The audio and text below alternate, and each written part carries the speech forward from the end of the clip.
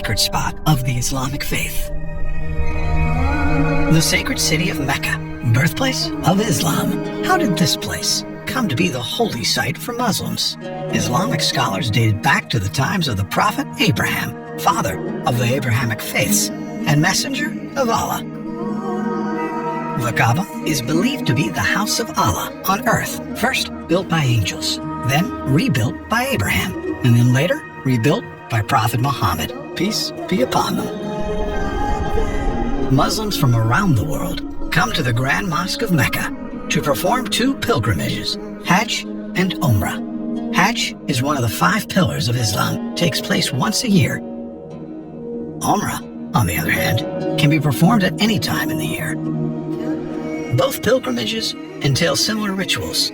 Let's step in a little closer to the Kaaba.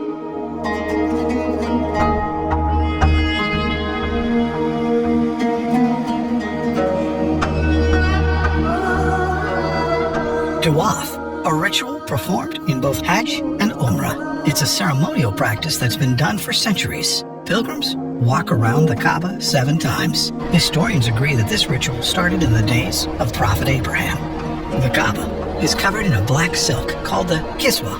This fine piece of garment is changed every year. The Kaaba was built around the black stone. We'll come to that later, but observe the pilgrims as they perform Tawaf. As we make our journeys around the Kaaba, there are a few things you need to know. Keep an eye out for a green light. This aligns with the black stone, and every time a pilgrim approaches it, they raise their right hand towards the Kaaba and make a takbir, Bismillah Allahu Akbar, a declaration by the name of Allah, the Magnificent. Let's proceed.